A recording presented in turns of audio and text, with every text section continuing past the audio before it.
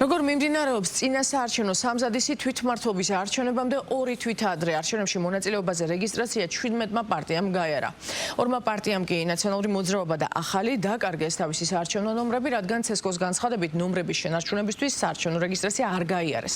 რაც შეეხება ლელოსა და გახარიას პარტიებს, ისინი ამ დრომდე მსჯელობენ მერობის საერთო კანდიდატზე და აცხადებენ, რომ არჩევნებში მონაწილეობა მათ მიერ არჩეული ბრძოლის გზაა. მართველი პარტია კი, რომელმაც დაასახელა თბილისის მერობისა და საკრებულოს მაჟორიტარი დეპუტატობის კანდიდატები, დღეს კი რეგიონების მერობის კანდიდატების წარდგენას გეგმავს, საკუთარ უპირატესობასა და გამარჯვებაში დარწმუნებულია. საქართველოს არსებობს უამრავი პარტია, შეიძლება საძმაკაცოს ჰქონდეს პარტია, ამიტომაც რახან 17 პარტია იმას არ ნიშნავს, რომ რაღაც უფრო მეტია და ესე უფრო მეტი წონა აქვს, იმიტომ რომ თავარია საპროტესტო ელექტორატში და ზოგადად ოპოზიციურ ელექტორატში ვინ სარგებლობს რა მხარდაჭერით და ვინც არის ასე ვთქვათ, ყველაზე პოპულარული პარტიები, ყველგან გადავიცით, რომ არიღებენ მონაწილეობას. სანამ საქართველოში არჩევნები არის გაუქმებული და ამაზე გვაქვს ძალიან მკაფიო და მყარი პოზიცია, მანამდე რა თქმა უნდა საარჩევნო ნომერზე გამოკიდება არის უბრალოდ არაადეკვატური.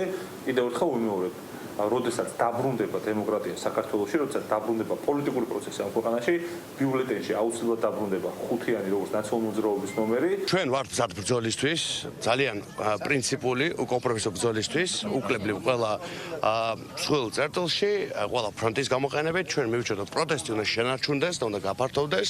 ამავე დროს ვთვლით, რომ გამოყენებული უნდა იქნას ყველა სხვა ინსტრუმენტიც, მათ შორის გამოყენებული უნდა იქნას de facto არჩევნები, როგორც ბრძოლის ინსტრუმენტი და რასაკვირველია ასევე ვაგრძელებთ მუშაობას საერთაშორისო ასპარეზზე. ამიტომ ჩვენ გვაქვს 3 კომპონენტიანი ბრძოლის მეთოდი, სადაც ყველა შესაძლო ინსტრუმენტს ვიყენებთ იმისთვის, რომ დავასუსტოთ და დავაზიანოთ ბოროტმოქმედი რეჟიმი. ქვეყანაში პოლიტიკური ცვლილება უნდა განხორციელდეს მშვიდობიანი ფორმით, რის საშუალებასაც იძლევა მხოლოდ და მხოლოდ დემოკრატიის ერთ-ერთი ინსტრუმენტი, რომელიც არის არჩევნები. არჩევნებს ვიყენებთ, ნებისმიერ შემთხვევაში შევდივართ არჩევნებში და ჩვენი მთავარი მიზანი არის ის, რომ შევამციროთ დღესდღეობით ქართული ოცნების ამომრჩეველი საბოლოო გამარჯვების გეგმა, რა თქმა უნდა, გადის აი ამ კონკრეტულ ქმედებაზე, რომ ვესაუბროთ ქართული ოცნების ამომრჩეველს, დავანახოთ მათ ოცნების კორუმპირებული ვითარება, ოცნების მიერ გადადგმული ნაბიჯები, რომლებიც ეწინააღმდეგება ჩვენს ქვეყანაში ნამდვილ მშვიდობას. რაც შეეხება ადგილობრივი თვითმმართველობის არჩევნებს, საბოლოო ჯამში თქვენ ხედავთ, რომ ეს არჩევნები გაიმართება კონკურენტულ გარემოში, არის რამდენიმე შედარებით მსხვილი ოპოზიციური პარტია, რომელიც მონაწილეობას იღებს არჩევნებში, არიან შედარებით მცირე პარტიები. ჩვენ რა თქმა უნდა ვართ მთლიანად კონცენტრირებული საკუთარ საარჩევნო ამოცანებზე. ჩვენ გვაქვს ერთადერთი მიზანი და ამოცანა, ეს არის 64-ვე მუნიციპალიტეტში, როგორც მერის, ისე საკრებულოს არჩევნების მოგება და ხედავთ უკვე როგორი სპექტრია, როგორია მათი პოზიციები.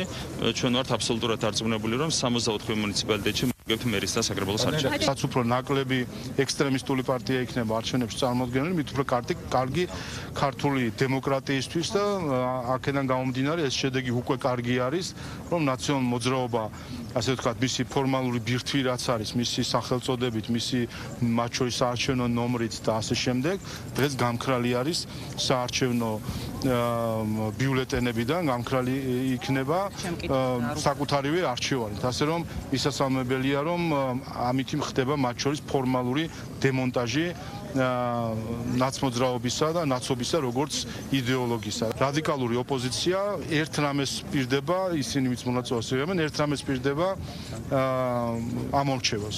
რომ თუკი მას მისცემენ ხმას და მისცემენ მანდატს, ისინი არევენ ქვეყანას და შეეცდებიან, რომ აურიონ სიტუაცია და დისკომფორტი შეუქმნან ცენტრალურ ხელისუფლებას ადგილობრივად თვითმმართველობებმა. დისკომფორტი ვითი უნდა შეუქმნან, უნდა რაღაცა გააფუჭონ, რაღაცა დააშაონ.